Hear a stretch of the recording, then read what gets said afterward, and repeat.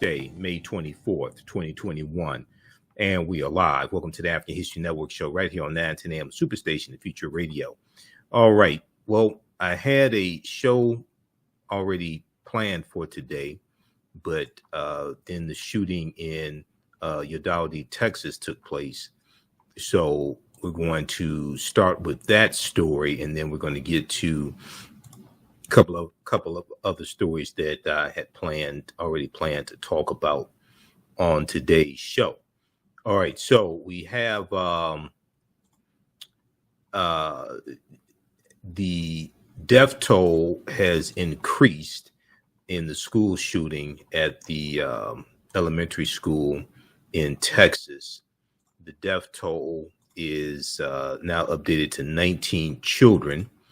This is at an elementary school, 19 children, and you have 2 teachers who were killed. So it's a tragic mass shooting on the heels of the Buffalo, New York supermarket shooting as well. So we're going to give you an update on what's taking place there.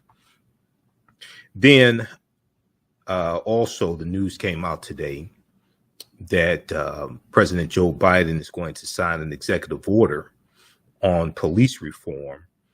And this is going to take place on Wednesday, May 25th, which is the 2-year anniversary of the killing of George Floyd.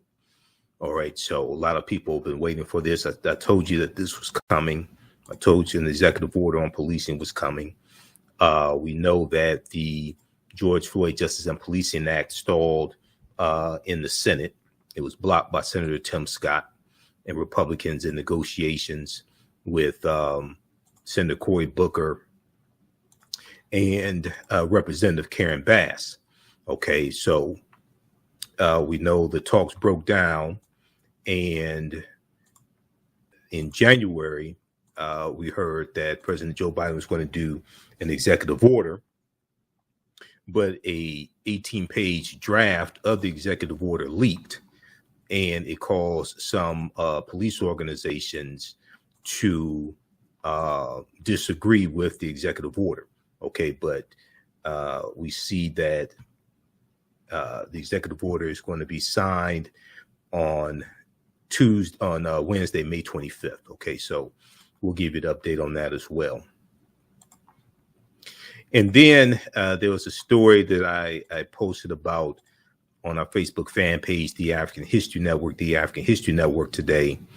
It's a story dealing with Walmart and this Juneteenth ice cream. Okay. And I saw a couple of things on social media that Walmart was going to sell this Juneteenth ice cream, and it got so much backlash on social media that Walmart has pulled the ice cream, and they have apologized. Okay, and you know, last year when President Biden made Juneteenth a federal holiday, I talked about how that could be a good thing, but we have to correct the history and protect the history. We have to correct the history and protect the history. And I said that not allow Juneteenth to become commercialized by white corporations, especially. We cannot allow it to become commercialized by white corporations. So there was so much outrage on social media over this that Walmart pulled the ice cream. All right, so we'll talk about that also. All right, now on the African History Network show, we focus on educating, empowering, and inspiring people of African descent throughout the diaspora and around the world, because right now it's correct your own behavior, what you do for yourself, what you do to yourself, and what you allow other people to do to you and get away with.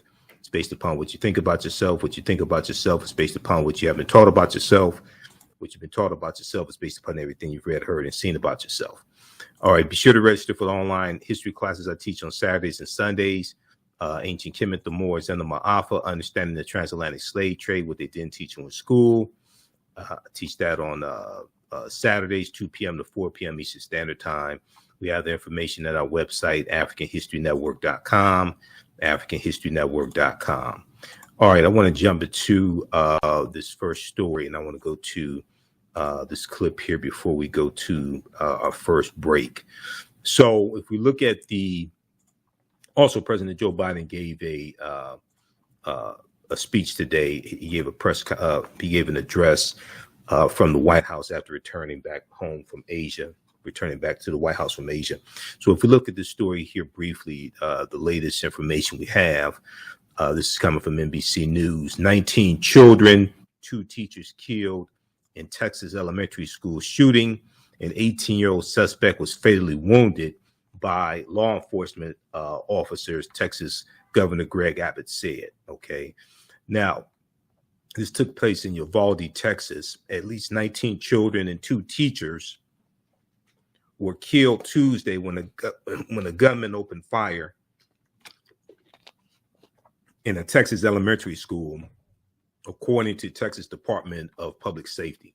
The suspected shooter, who might have had a handgun and a rifle, was also killed when law enforcement confronted him at Robb Elementary School, ROBB, Robb Elementary School in Uvalde, Texas, about 83 miles west of San Antonio, Texas, Governor Greg Abbott said at a news conference. We're going to go to clip number 1 here in just a second, Shakita, from NBC Nightly News.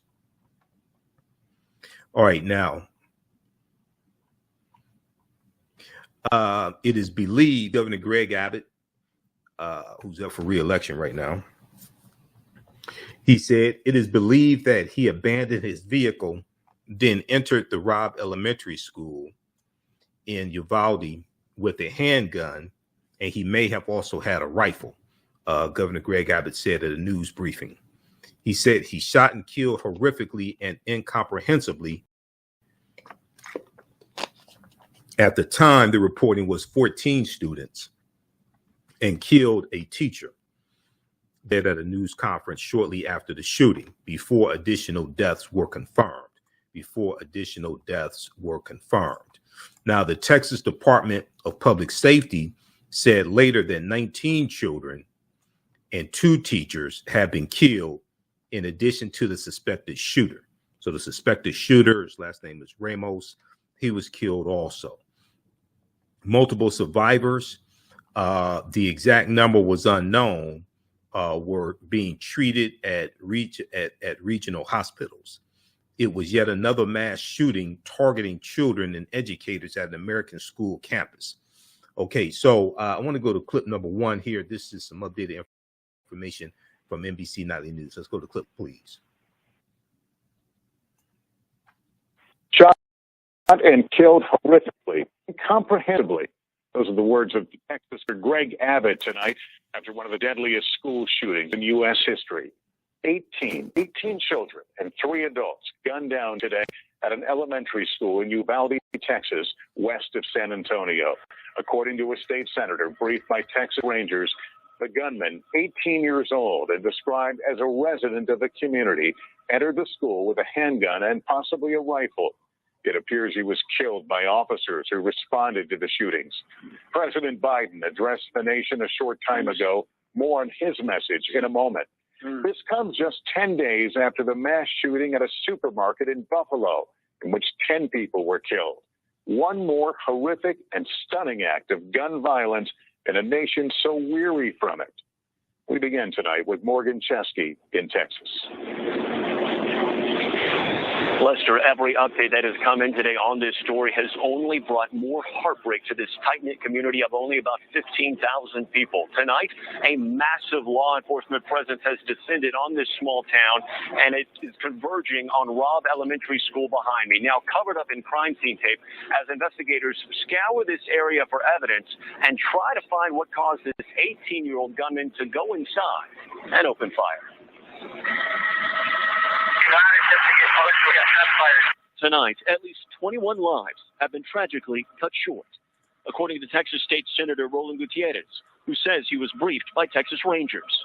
And yet another school in America has become the scene of a mass shooting. There are families who are in mourning right now, and the state of Texas is in mourning with them for the reality that these parents are not going to be able to pick up their children. This time it happened in South Texas at Robb Elementary School for 2nd through 4th graders in Uvalde, 80 miles west of San Antonio.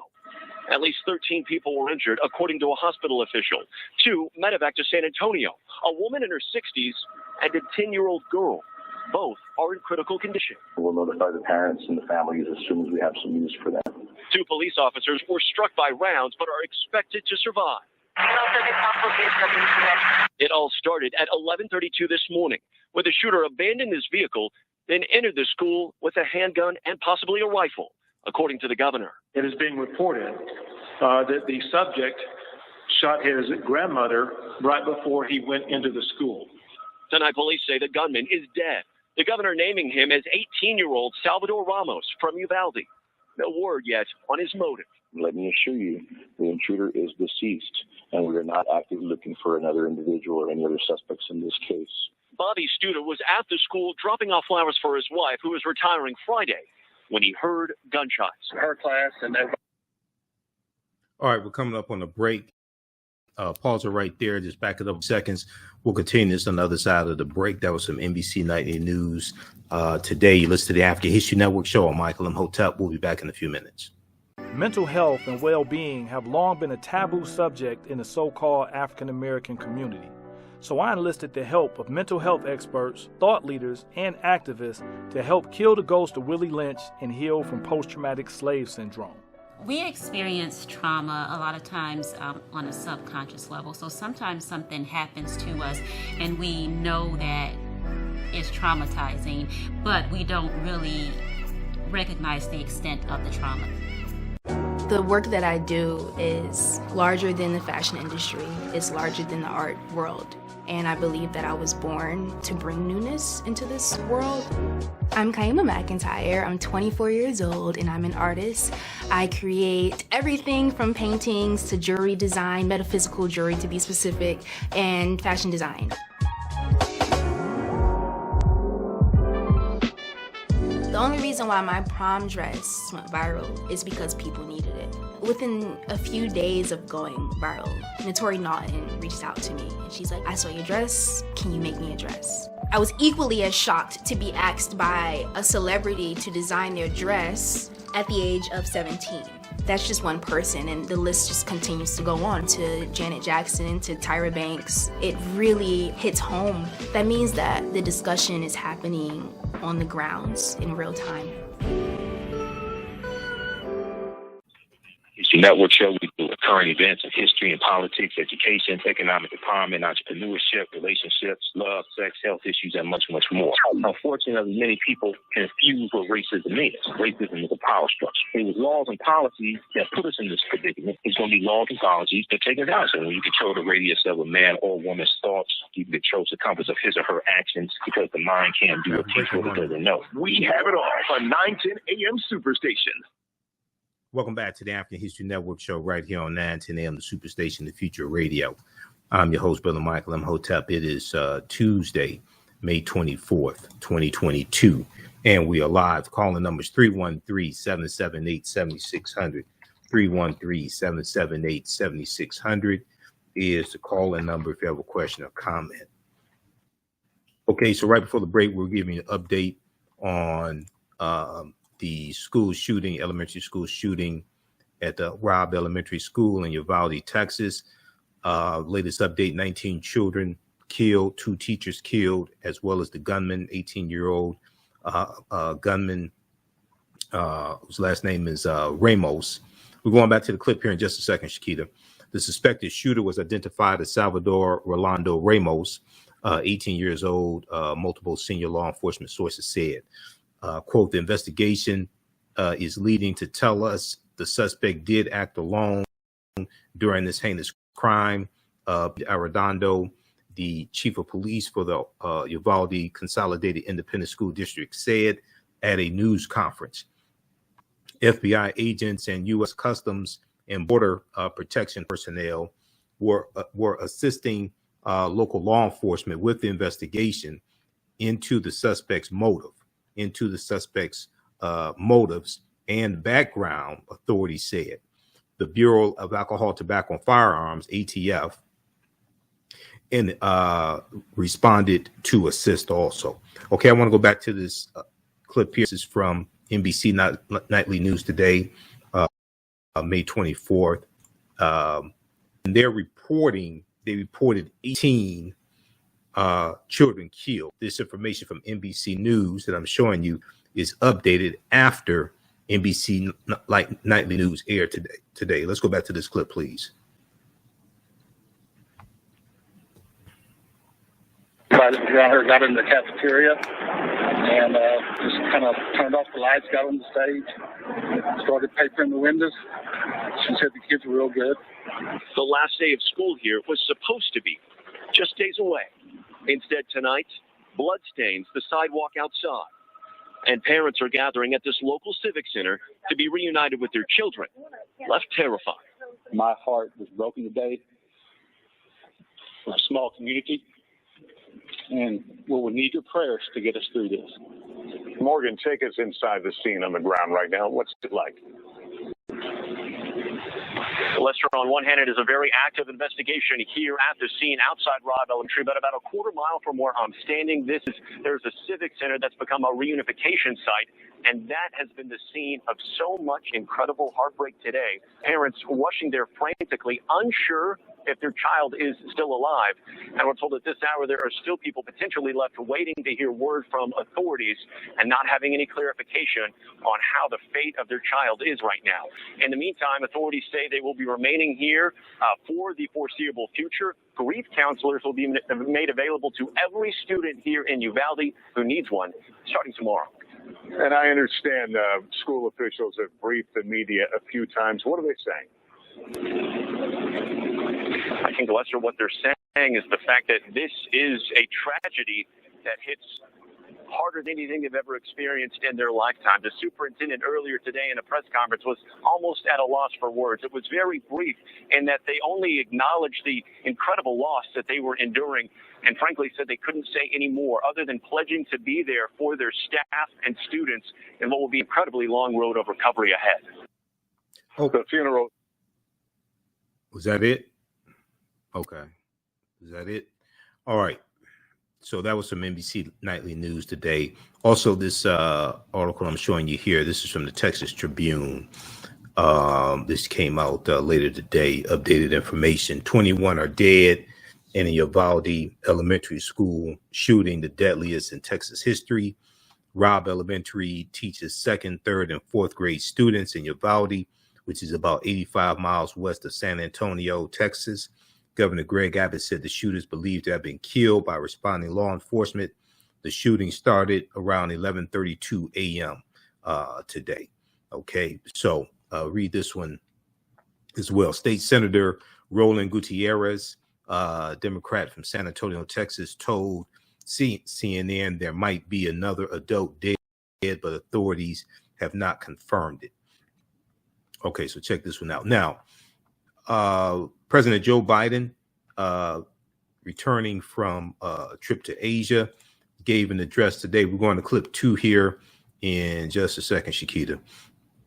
He gave a address today from the White House and talked about the shooting, called for common sense gun laws as well, and called for the gridlock to end in the Senate.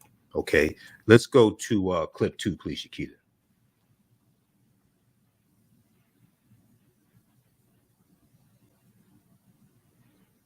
Okay, we'll get that queued up. President Biden delivers remarks. Good evening, fellow Americans.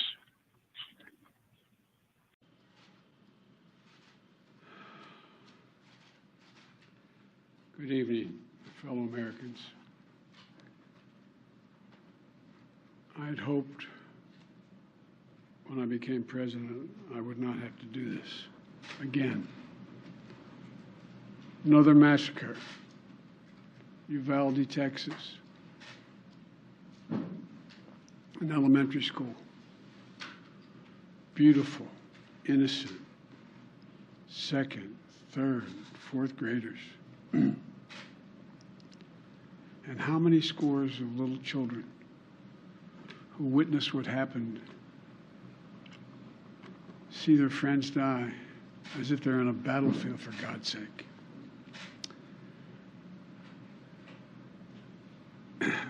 They'll live with it the rest of their lives. There's a lot we don't know yet. There's a lot we do know. The parents who will never see their child again, never have them jump in bed and cuddle with them. Parents who will never be the same. To lose a child is like having a piece of your soul ripped away. There's a hollowness in your chest. You feel like you're being sucked into it and never going to be able to get out. Suffocating. And it's never quite the same. It's a feeling shared by the siblings and the grandparents and the family members and the community that's left behind. Scripture says, Jill and I have talked about this in different contexts, in other contexts. The Lord is near to the brokenhearted and saves the crushed in spirit. So many crushed spirits. So tonight, I ask the nation to pray for them. Give the parents and siblings the strength in the darkness they feel right now. As a nation, we have to ask, when in God's name are we going to stand up to the gun lobby? When in God's name we do what we all know in our gut needs to be done? It's been 3,448 days, 10 years since I stood up at a high school in Connecticut, a grade school in Connecticut, where another gunman massacred 26 people, including 20 first graders at Sandy Hook Elementary School. Since then, there have been over 900 incidents of gunfires reported on school grounds. Marjorie Stoneman Douglas High School in Parkland, Florida. Santa Fe High School in Texas. Oxford High School in Michigan. The list goes on, and the list grows when it includes mass shootings at places like movie theaters, houses of worship, as we saw just 10 days ago at a grocery store in Buffalo, New York. I am sick and tired of it. We have to act. And don't tell me we can't have an impact on this carnage. I spent my career as a senator and a vice president working to pass common sense gun laws. We can and won't prevent every tragedy, but we know they work and have positive impact. When we passed the assault weapons ban, mass shootings went down. When the law expired, mass shootings tripled. The idea that an 18-year-old kid can walk into a gun store and buy 2 assault weapons is just wrong. What in God's name do you need an assault weapon for except to kill someone? Deer aren't running through the forest with Kevlar vests on, for God's sake. It's just sick. And the gun manufacturers have spent 2 decades aggressively marketing assault weapons, which make them the most and largest profit. For God's sake, we have to have the courage to stand up to the industry. Here's what else I know. Most Americans support common sense laws, common sense gun laws. I just got off a trip from Asia, meeting with Asian leaders. And I learned of this while I was on the aircraft. And what struck me on that 17-hour flight, what struck me was these kinds of mass shootings rarely happen anywhere else in the world. Why? They have mental health problems. They have domestic disputes in other countries. They have people who are lost. But these kinds of mass shootings never happen with the kind of frequency that happen in America. Why? Why are we willing to live with this carnage? Why do we keep letting this happen? Where in God's name is our backbone to have the courage to deal with it and stand up to the lobbies? It's time to turn this pain into action for every parent, for every citizen in this country. We have to make it clear to every elected official in this country. It's time to act. We'll pick it up from right there on the other side of the break. Okay, you listen to the African History Network show. I'm Michael Imhotep. Also, when we come back, we'll talk about Walmart pulling their Juneteenth ice cream because of protests on social media. I talked last year about we have to correct the history of Juneteenth and protect the history of Juneteenth and go after corporations that try to capitalize on Juneteenth and pimp Juneteenth. Okay, this is a good example of that. You listen to the African History Network show. I'm Michael Imhotep. We'll be back in a few minutes. What does self-care mean to you? To us, it's an opportunity to reconnect with nature. A chance to create something remarkable. At Sage and Elm Apothecary, our handcrafted skincare and household products immerse you in Earth's sweetest nectar, connecting you to nature in a way you never imagined. See for yourself and visit us at sageandelmapothecary.com. iRedify is a Black-owned digital platform that showcases Black and Brown cultures and people. The books on the platform are written by African-American authors, Afro-Caribbean authors, African authors, and so much more. Kids 14 and under can read ebooks, listen to audiobooks, and complete learning activities. Kids can even write in the books digitally. Get unlimited access to everything on the platform for only $8.99 a month at iRedify.com. Sign up for your membership today. 910, the Superstation, Detroit's only African-American talk radio. All right, welcome back to the African History Network show right here on 910 AM Superstation, the Future Radio. Hey, I want to remind you, you can still register for the online history classes I teach on Saturdays and Sundays. On Saturdays, it is Ancient Kemet, the Moors, and the Ma'afa. Kemet is one of the original names for Egypt. Ancient Kemet, the Moors, and the Ma'afa.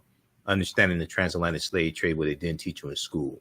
We deal with thousands of years of history and what leads up to the transatlantic slave trade taking place. I do a PowerPoint presentation. We have book references, articles, video clips. Even after the class is over with, you can go back and watch the entire course. We do the sessions live. All the sessions are archived and recorded. You can go back and watch it anytime, even a year from now or 2 years from now. You still have access to the full class. Next class is Saturday, May 28th. As soon as you register, you can watch the class we did this past weekend. All right, I want to go back to the clip I was showing you that took place today.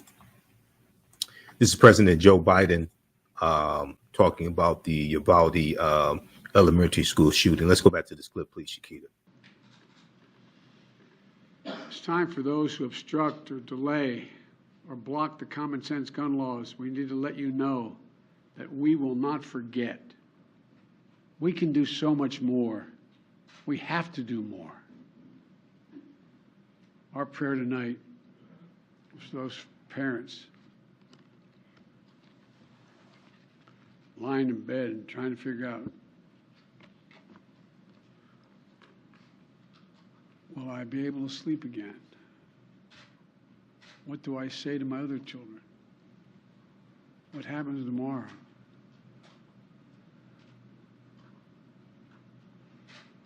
May God bless the loss of innocent life on this sad day.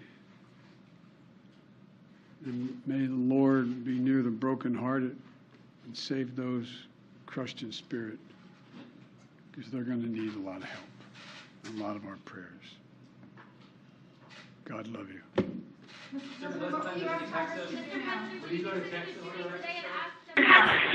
You can pause it right there. He didn't take any questions. You can pause it right there. Okay, so we'll give you an update tomorrow. Any new developments? Check out the reporting from the Washington Post, and I've been looking at the Washington Post, New York Times, NBC News, MSNBC. It's another tragedy. Common sense gun laws have to pass the Senate. They've passed the House of Representatives. They have to pass the Senate. So we have to call our members of the U.S. Senate, especially the Republican ones, and push this through. We may have to go after some of the corporations that help finance these Republicans, put them in office, and launch economic boycotts against them as well. And check out this article here from with the Washington Post. Check out this article here from the Washington Post. Biden urges end to carnage of gun violence after 19 children killed at Texas school. Okay, I want to go to this next story very quickly. Then I want to get to the Walmart story. So, we've been talking about the George Floyd Justice and Policing Act here on the show. We talked about, I told you that an executive order was coming soon as well. Some people thought it would come on the anniversary of George Floyd's death.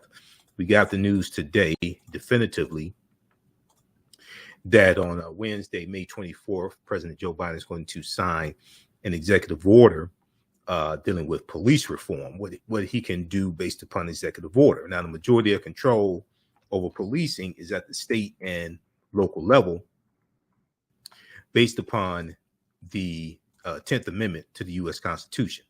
All right. But there are some things that can be done through executive order. So White House to issue policy on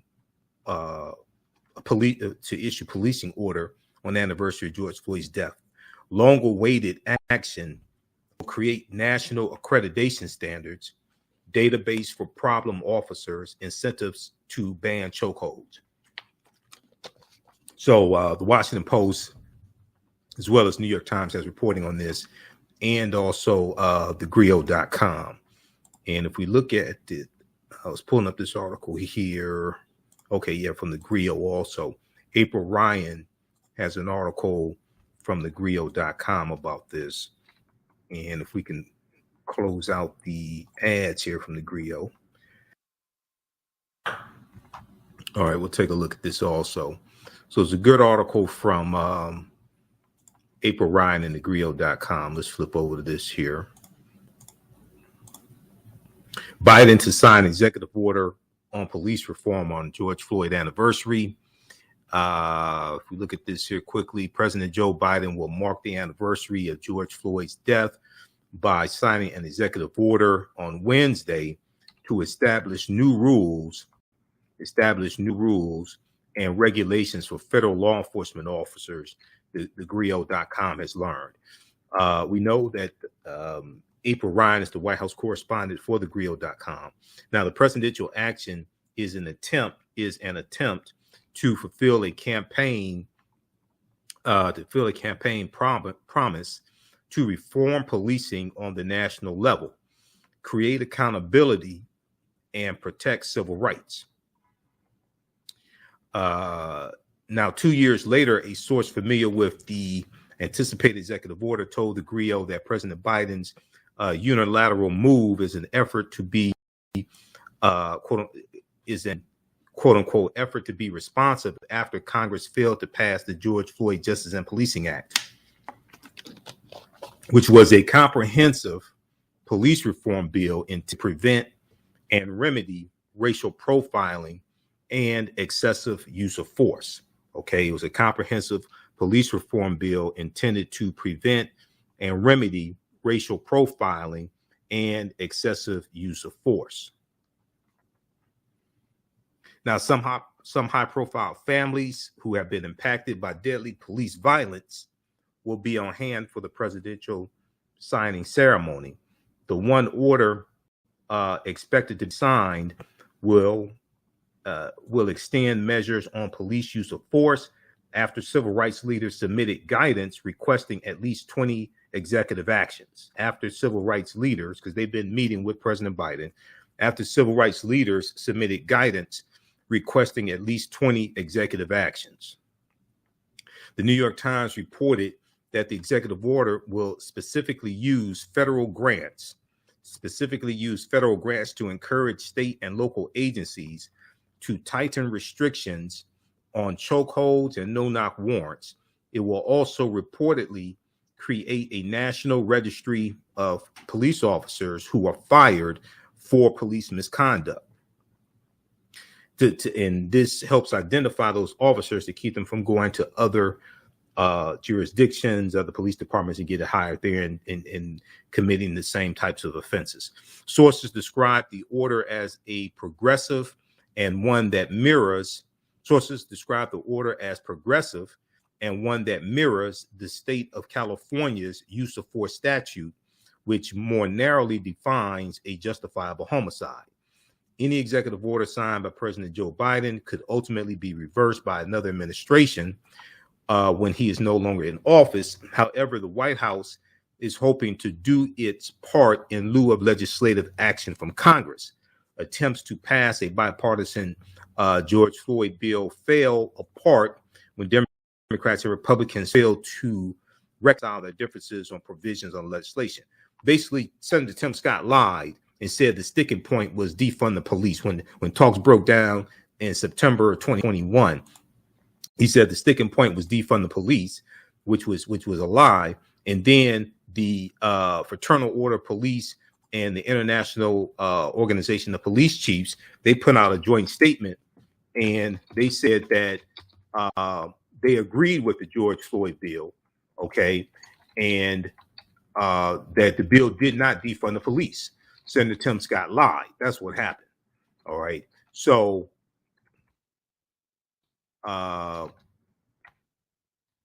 that's what we're dealing with. Now, I think they need to bring the bill up again in the Senate. I think they need to bring the bill up again in the Senate and call the bill the Law and Order Justice and Policing Act. Okay, the Law and Order Justice and Policing Act.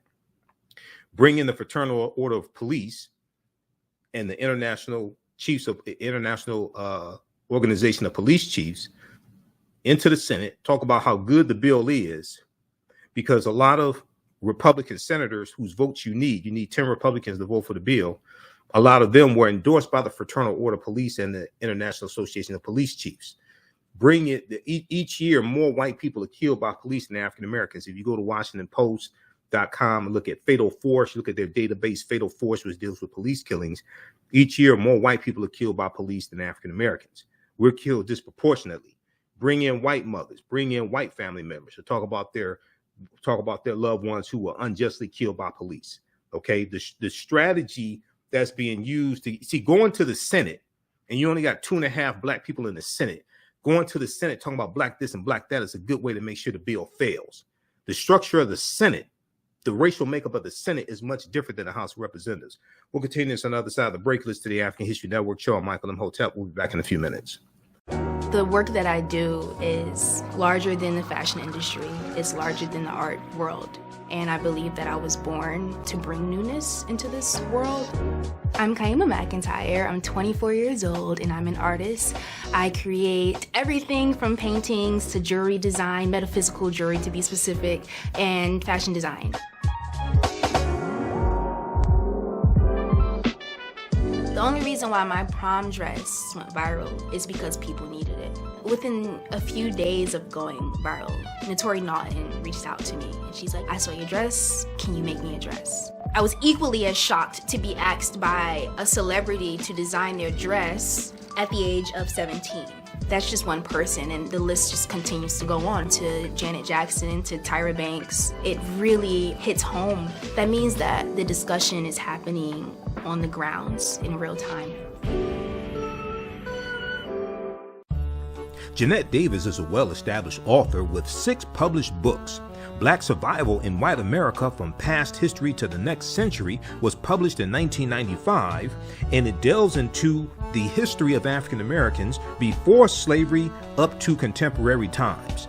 The Great Divide Between Blacks and Whites was released in 2008, and her autobiography, Black Just Like My Mama, was published in 2010.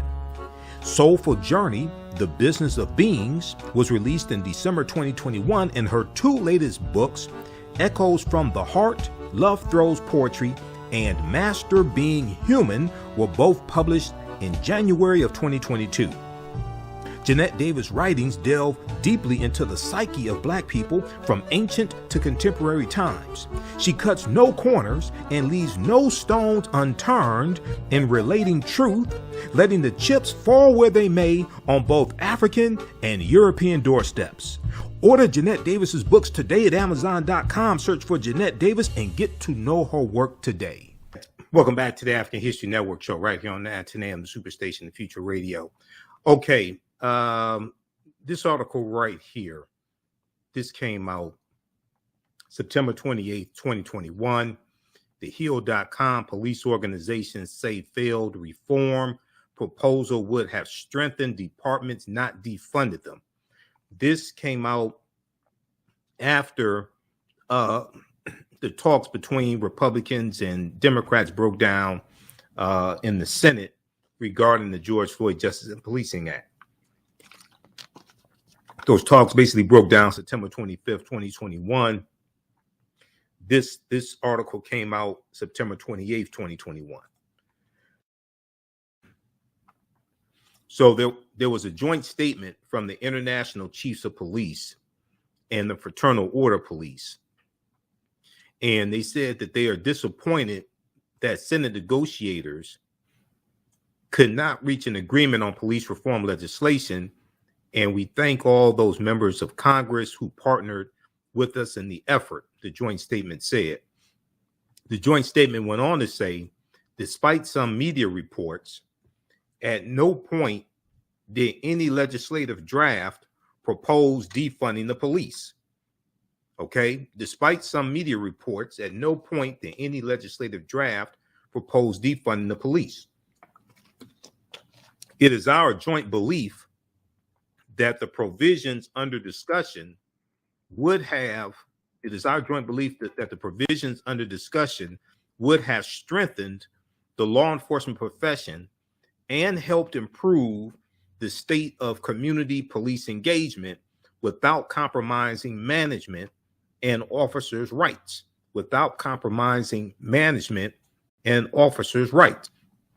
Authorities and legal protections. Okay, so read the rest of this here. Senator Tim Scott lied. That's what happened. The black senator, Republican senator from South Carolina, he lied. All right, and he wants to run for president as well. He's up for re-election in 2022. We need to vote him out of office and make sure he does not become president. Okay, but he lied. That's what happened. All right, so let's go back to, I want to go to this next topic here quickly. So read that article from TheHill.com. So I saw this story for some different news outlets, and I posted it on our Facebook fan page, the African History Network also. And this deals with Juneteenth. There was a Walmart had a ice cream, a Juneteenth ice cream. TheGrill.com has an article on this.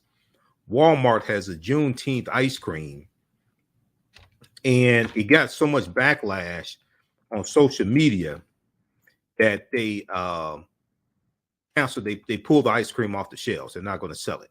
Rightfully so. We can't allow these white corporations to pimp Juneteenth. Okay, we cannot allow that. If you look at this article here, we're going to clip 4 I just sent you just a second, Shakita. Look at this article here from TheGrill.com. Walmart apologizes for selling Juneteenth ice cream at its stores. Okay, Walmart apologizes for selling Juneteenth ice cream at its stores. The ice cream is a swirled red velvet and cheesecake flavor sold on the Walmart's Great Value brand. All right. As reported by the International Business Times, the ice cream The ice cream is swirled red velvet and cheesecake flavors sold under Walmart's Great Value brand.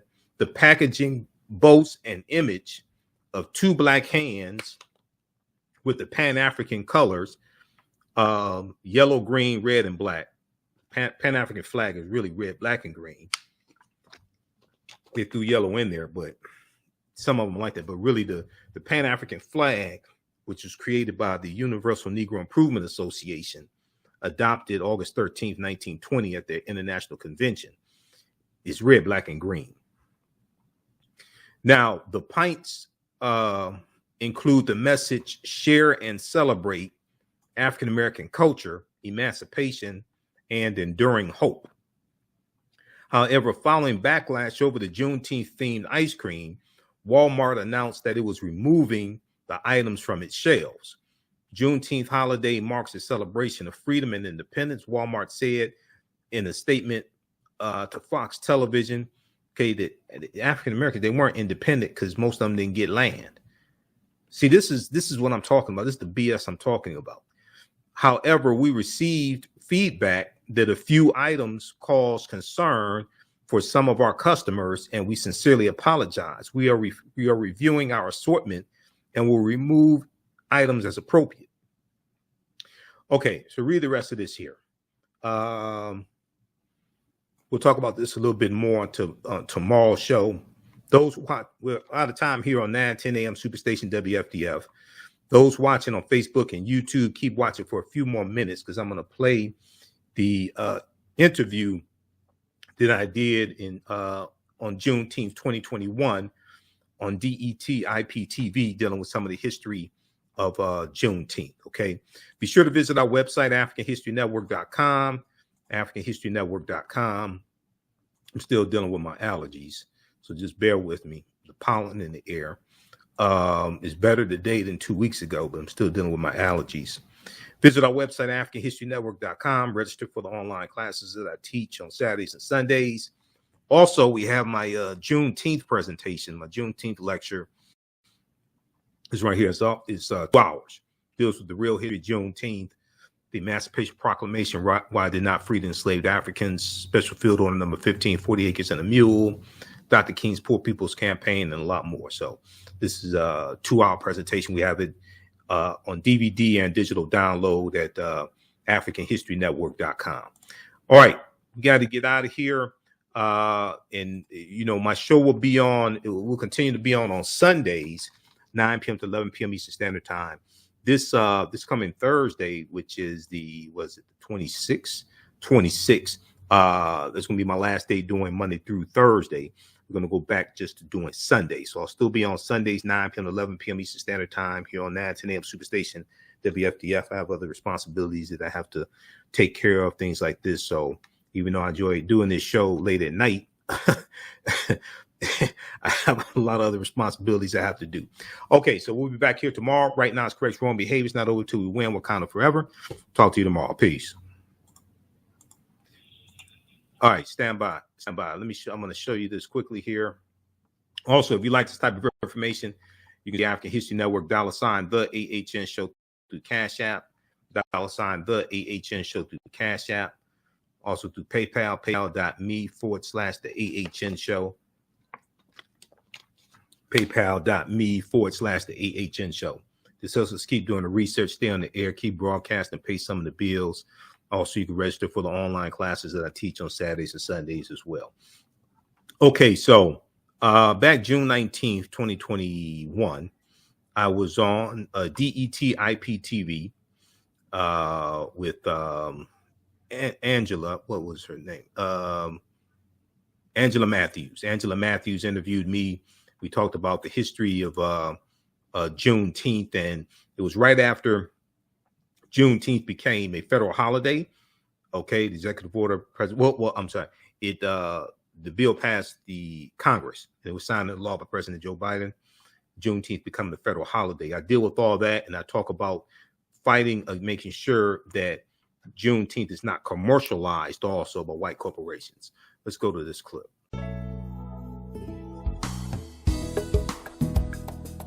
All right, everyone, you are back with Urban Interests. Listen, I'm so excited because there is something that's happening that we have been pushing for a long time. A federal holiday of Juneteenth. We've been celebrating and everyone is up in arms, and so are we. So we have a special guest with us, Mr. Michael Imhotep. He is the founder of the African History Network, and he is also a talk show host, a researcher, a lecturer, and a writer.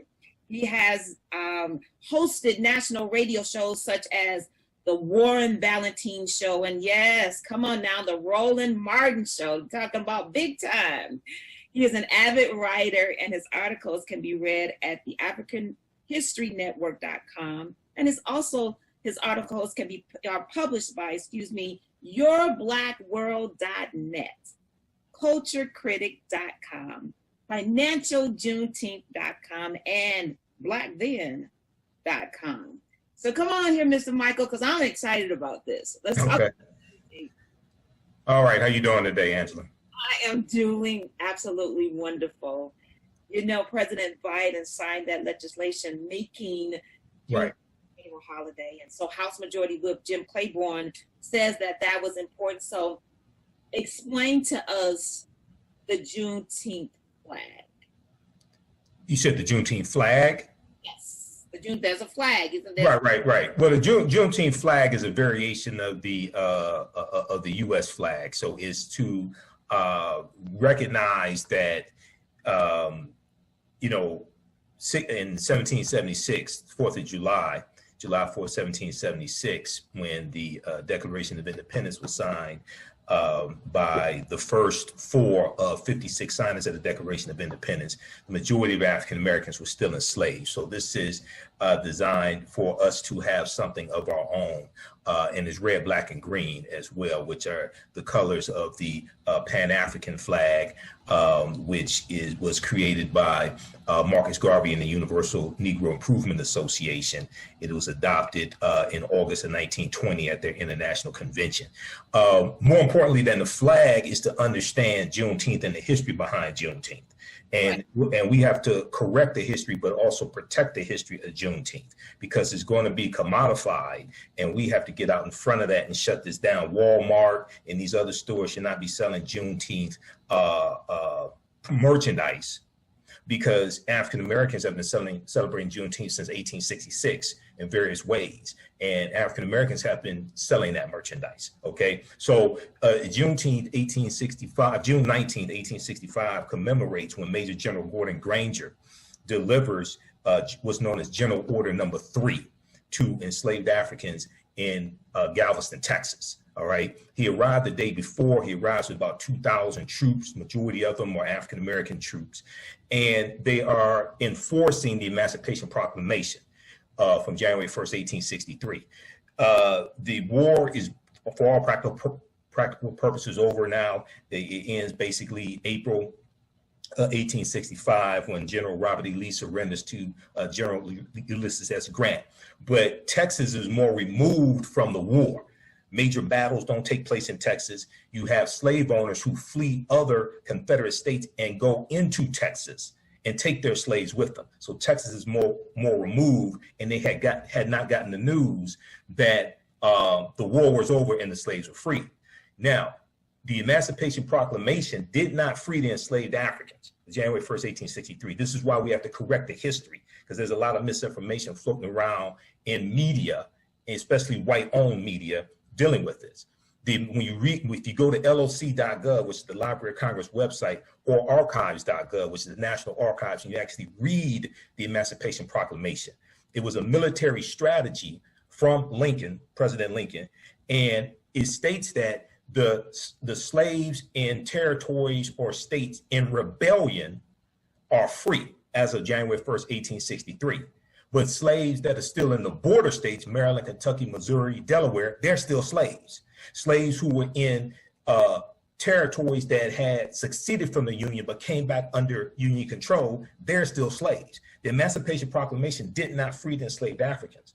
Okay, it's going to be the 13th Amendment, ratified December 6, 1865, with Georgia ratifying it. That's what's going to legally free the slaves. All right, so we can commemorate June 19th, when the majority of those Africans in Galveston got the message, and they're going through different parts of Texas delivering this message, okay? There's 250,000 enslaved Africans in Texas at the time. They're going through different parts of Texas. They're going to continue to deliver the message the next day to different parts of Texas. So June 19th was a date that was settled on to commemorate this, okay? But we have to get the history straight with this. All right. Now, I'm glad that you are a historian, because I've heard some different variations of it as well. And so, what were the different variations that you heard? Well, that basically not that there were slaves who were still enslaved, that everyone became free. And so when everyone became free when? In 1865. So when as the Union troops are going through different areas of the Confederacy, taking back control of those lands, they're enforcing the Emancipation Proclamation. But this is a proclamation. They have to change the 13th. They have to change the Constitution. They have to amend the Constitution for slaves to legally be freed, because the Constitution sanctions slavery. Article 4, Section 2 of the U.S. Constitution laid the foundation for the Fugitive Slave Acts of 1793 and 1850. Okay, so they have to amend the Constitution with the 13th Amendment, and then the 14th Amendment gives citizenship rights to African Americans. Then the 15th Amendment of 1870 guarantees the right to vote to African American men. Doesn't apply to women at this time, but African American men. So you're going through a process. You're going through a process of these territories being brought back into the Union, brought back under Union control. And these various states have to then vote, or their state legislatures have to then vote to ratify the 13th Amendment as well. That's part of the ratification process, or the process to amend the U.S. Constitution.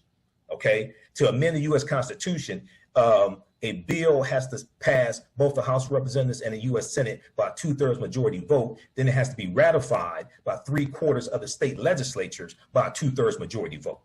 All right, so this part is part of that ratification process as well for the 13th Amendment. So we can commemorate June 19th, 1865, but we have to understand the real history. And then Juneteenth connects us to voting rights. It connects us to the voter suppression tactics that take place after the 15th Amendment is ratified. It connects us to, in Texas, the Texas State Constitution of 1866, which has a purity of the ballot box clause in it, which leads to what are known as all-white primaries, like the all-white primaries of 1918.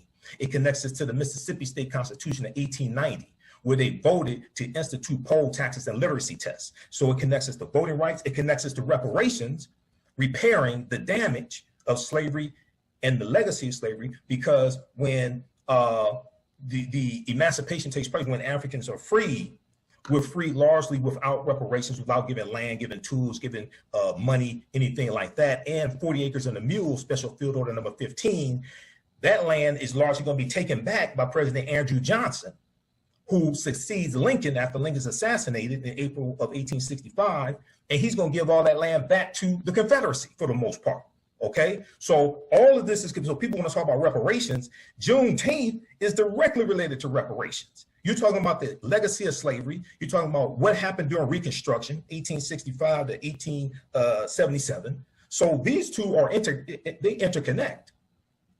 So, Mr. Michael, you have given us a thorough history lesson about, I don't know, maybe 5 to 7 minutes, maybe 10, but it's information that we definitely should know.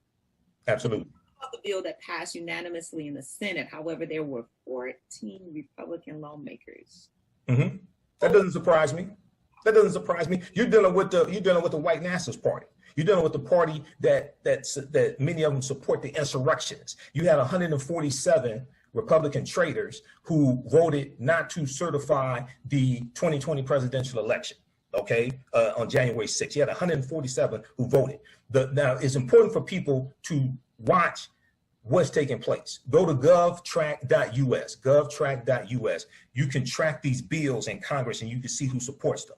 Go to congress.gov and read these bills, okay? Congress.gov and read the bills. The George Floyd Justice and Policing Act passed the House of Representatives March 3rd, 2021 by a vote of 220 to 212. 212 Republicans voted no on the George Floyd Justice and Policing Act after they sat there and cried and talked about how wrong it was what happened to George Floyd. No Republicans voted for the bill.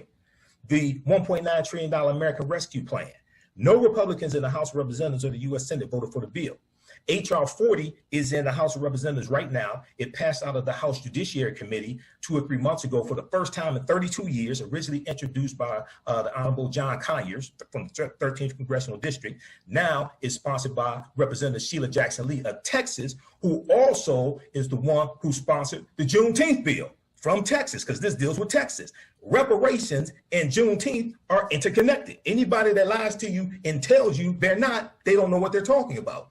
There's about 188 members of the House of Representatives that have signed on to support H.R. 40. None of them are Republicans. None of them are Republicans. So we can see the ideology of the party. So the Republican Party, the GOP. So I'm neither Democrat nor Republican, but I sure as hell ain't stupid.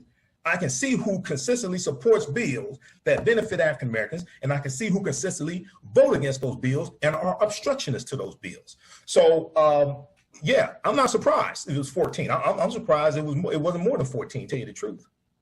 So Michael, what you have said is definitely true with regard. I say we need to stay woke. I think we're sleeping a little bit. I think we've gotten a little bit comfortable with what's happening and what's going on, because we know that there's over 90 voter suppression bills and or has been passed that's trying to make it harder for us to vote in the upcoming election. Close to 400. It's close to 448 state legislatures that are being pushed by Republicans. It's close to 400 bills. It's about last count was about 381 bills in 48 state legislatures. See, we don't understand the white backlash that always comes after periods of perceived gains by African Americans. The end of Reconstruction, 1877, with Rutherford B. Hayes becoming the Republican candidate for president, becoming president, and the Republicans agreed with they agreed to compromise with the Democrats and remove the Union troops out of the South that were largely enforcing the rights of African Americans. And this is what ends Reconstruction. You see a backlash to the civil rights movement with the election of Richard Nixon, okay, and who ran on the platform of law and order. You see a backlash to 2 terms of President Barack Obama with the election of Donald Trump, who ran on the platform of law and order. You see a backlash with the attack on critical race theory and the attack on the 1619 Project, which was a backlash to the summer of 2020 and the Black Lives Matter protests and the protests over George Floyd. All this is always a backlash, okay? And we see this, and then they attack you, usually not in the streets. They attack you in the courts and they attack you in the legislatures because they're dealing with law. Many of us don't understand law. We don't understand how to perceive these attacks coming, because I knew it was coming, and we don't understand how to defend against these attacks. We have to understand political self-defense. All right, I will agree with you on that. We can go into this a little bit further. However, we're kind of wrapping up with you, so I want to bring it back to the celebration of this particular moment. So yes. How should we celebrate, African-American families celebrate this monumental time? And are there any events in the area that you can share with our audience? Well, there are events taking place all over Detroit. I'm actually in Atlanta right now because I'm here for the 3-day Juneteenth Festival in Atlanta, and I'll be speaking there Saturday and Sunday at the Centennial Olympic Park. But you can probably Google Juneteenth Detroit. There are celebrations taking place. This is a time for us to study the history, not just commemorate those enslaved Africans getting the message. And it's also very important to understand some slave owners in Texas kept the message away from slaves and kept them enslaved for an additional year. One of them was a white woman named Martha Gibbs, because the involvement of white women in slavery is much greater than we thought. Professor Stephanie E. Jones-Rogers, in her book in 2019, I think it was, or 2018, called They Were Her Property, details this, how from 1850 and 1860, about 40% of slave owners were white women, okay? So we need to come together as family, commemorate what happened in 1865, study the history, correct the history, use that as a foundation to give us our values, our interests, and our principles. Use that to empower ourselves economically and politically. So this is a very, very important time, and continue to push for reparations. We have to leverage this to push to repair the damage, to push to get these other bills passed through Congress as well. All right. We're going to drop the mic right there because I think. All right. And visit my website, AfricanHistoryNetwork.com also. Okay. Say it again because I don't want to overtalk you. Oh, AfricanHistoryNetwork.com. All right. Thank you so much for being Thanks, here. Angela. Appreciate you. And hey, success on that speech on tomorrow. Okay, thank you. Okay, so that was from June 2021. That was we did that with June 19th, I think it was 2021. I was in the June 18th, 2021. We did that interview. I was in Atlanta. That's on my YouTube channel also. Michael Imhotep. Here's the actual link to it. Yeah, it's on my YouTube channel. Michael Imhotep, Juneteenth, federal holiday, forces a conversation about history Republicans passed laws to suppress.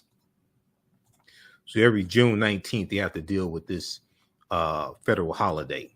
Republicans have to deal with this federal holiday. All right. The Juneteenth flag is a symbol, is full of symbols. Here's what they mean. So here is the official June. This is an article from CNN.com. Here's the official Juneteenth flag, red, white, and blue.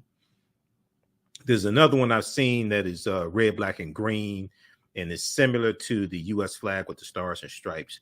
And this one here has June 19th, 1865 vertically at the end of it. Okay, so you can read this article here. All right. If you like this type of information, register for the online classes I teach on Saturdays and Sundays. And on Sundays, I teach from the Civil War to the Civil Rights Movement and Black Power, 1865 to 1968. And we deal with a lot of the history that I just talked about there. We do it that period of time. We start in 1803 with the Louisiana Purchase and the Haitian Revolution. We go through history to 1968. Next class is Sunday, May 29th, 2 p.m. to 4 p.m. Eastern Standard Time. As soon as you register, you can start watching the content. You watch the class we did last weekend. All right. We have a bundle pack. You can register for both classes for $120. We'll post that information here as well.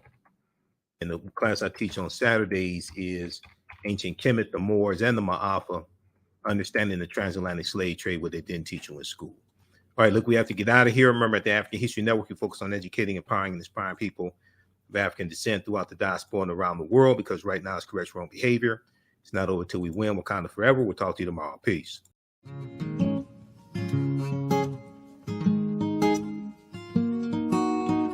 IDO Network International, in collaboration with STL Black Woman, DACA, and ACTA, present the Royal Pilgrimage to the Americas, August 24th through the 28th.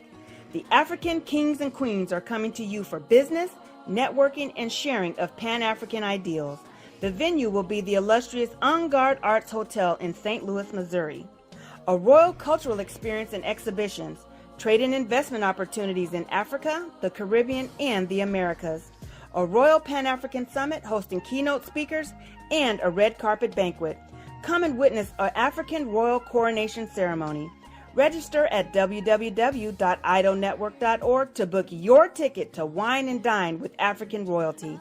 Vendor opportunities available. Get face-to-face with the royals who own the land and resources for business.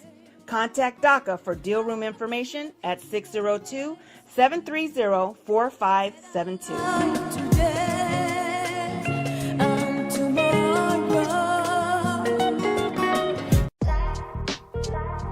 STEM Forward, helping our community find their place in the emerging fields of science, technology, engineering, and mathematics. Join us for our monthly live stream on our website, stemforwardedu.org. Watch, subscribe, share. Also join our mailing list to stay up to date with STEM resources and opportunities. STEM Forward, the future is now. Watch, subscribe, share.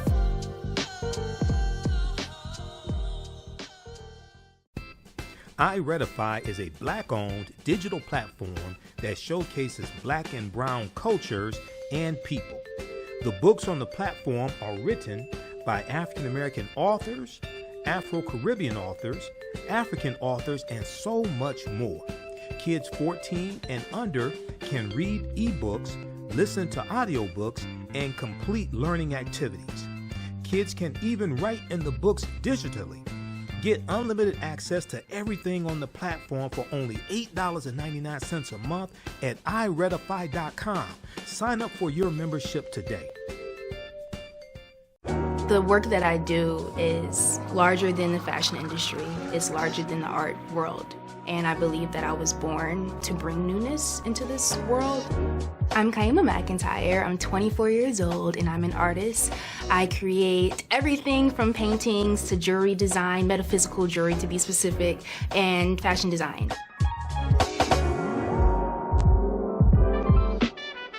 The only reason why my prom dress went viral is because people needed it. Within a few days of going viral, Notori Naughton reached out to me and she's like, I saw your dress, can you make me a dress? I was equally as shocked to be asked by a celebrity to design their dress at the age of 17. That's just one person, and the list just continues to go on to Janet Jackson, to Tyra Banks. It really hits home. That means that the discussion is happening on the grounds in real time.